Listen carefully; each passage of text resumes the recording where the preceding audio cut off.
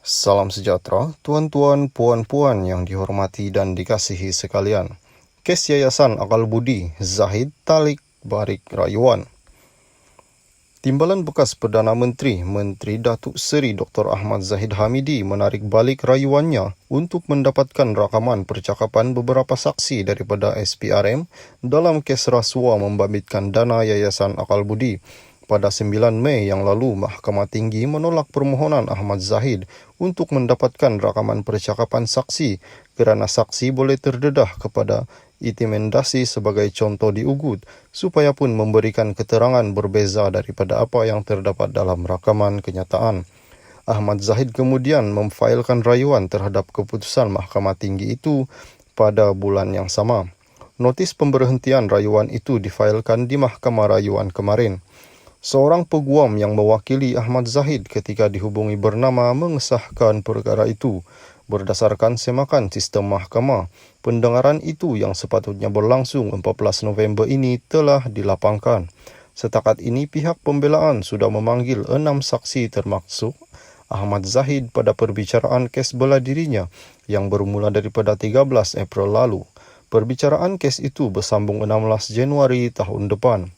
Ahmad Zahid 69 menghadapi 47 pertuduhan iaitu 12 pertuduhan pecah amanah, 8 pertuduhan rasuah dan 27 pertuduhan pengubahan wang haram membabitkan puluhan juta ringgit milik Yayasan Akal Budi.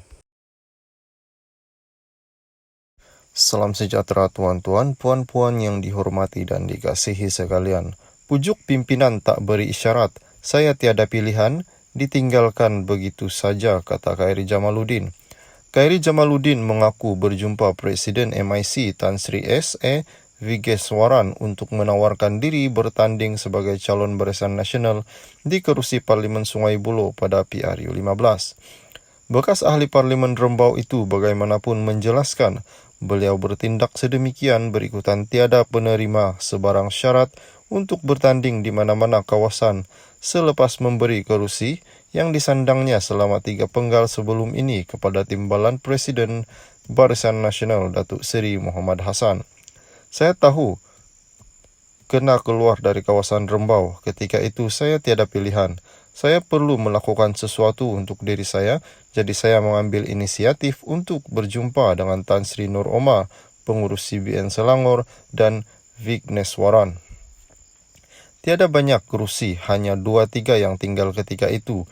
Jadi saya kata, tak apalah saya memilih Sungai Buloh, bukannya dari awal saya pilih di Parlimen Sungai Buloh. Saya memang menunggu isyarat daripada pucuk kepimpinan, tetapi tidak apa-apa. Selepas satu persatu kerusi tidak lagi available, maka akhirnya saya ke sini.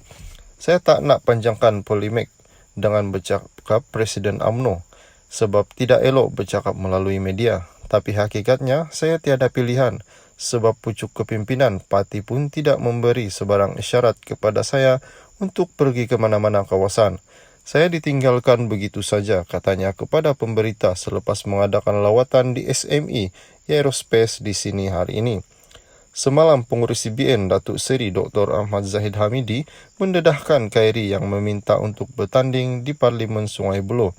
Ahmad Zahid yang juga Presiden UMNO dipetik berkata, tiada siapa yang paksa atau mendesak Menteri Kesihatan itu untuk bertanding di kawasan berkenaan. Mengulas lanjut, Khairi menegaskan tidak timbul isu beliau membelakangkan Ahmad Zahid kerana beliau tiada diberi sebarang isyarat berkaitan kedudukan dirinya. Macam mana pula saya membelakangkan Ahmad Zahid? Saya tiada diberi sebarang isyarat, tidak dijemput untuk berbincang. Justru dalam keadaan tarik penamaan calon semakin hampir, saya perlu buat sesuatu untuk diri sendiri. Jadi saya mengambil inisiatif berbincang dengan Tan Sri No. Beliau menghubungi saya dan menyatakan jika tiada tempat, apa kata datang ke Selangor. Kemudian barulah bertemu Presiden MIC kerana sebelum ini kerusi terbabit adalah milik ditandingi parti berkenaan. Untuk kata saya yang minta, itu betul. Tetapi saya berusaha mendapatkannya kerana sudah tidak ada kerusi lagi. Namun saya tak nak bertelegah dengan Presiden. Pokok pangkalnya saya datang ke sini mewakili BN, katanya. Sementara itu, mengulas pernyataan pengurusi Perikatan Nasional Tan Sri Muhyiddin Yassin bahwa Khairi berada dalam parti yang salah untuk menjadi Perdana Menteri, Khairi berpandangan bahwa dirinya berada dalam parti yang tepat. Pada pandangan saya berada dalam parti yang tepat. Terima kasih Tan Sri Muhyiddin kerana memberikan komen baik berkenaan mutu kerja saya. Saya bekerja kuat ketika beliau melantik saya sebagai menteri bagi menyelaras program imunisasi COVID-19.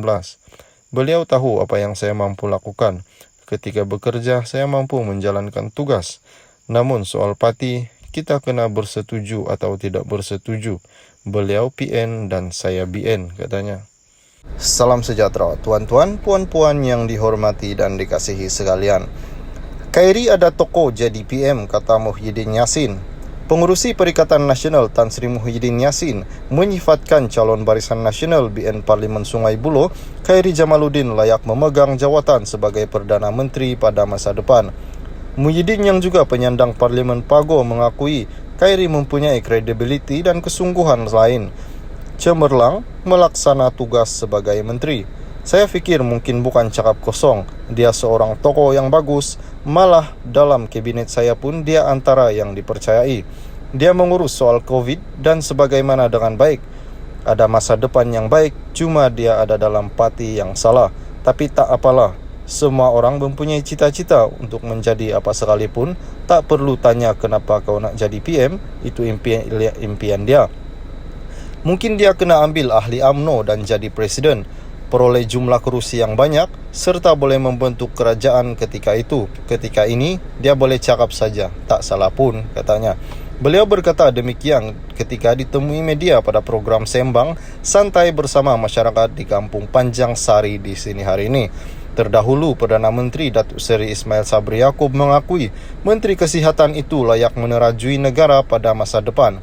Ismail Sabri dilaporkan berkata, langkah pertama adalah Khairi perlu memenangi pilihan raya dan membuat sokongan majoriti parti terlebih dahulu sebelum dilantik memegang jawatan berkenaan.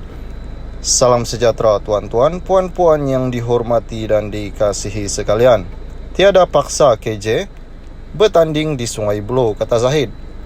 Pengurusi BN Datuk Seri Dr. Ahmad Zahid Hamindi mendedahkan Khairi Jamaluddin yang meminta untuk bertanding di Perusi Parlimen Sungai Buloh. Katanya tiada siapa memaksa atau mendesak Menteri Kesihatan itu bertanding di kawasan berkenaan.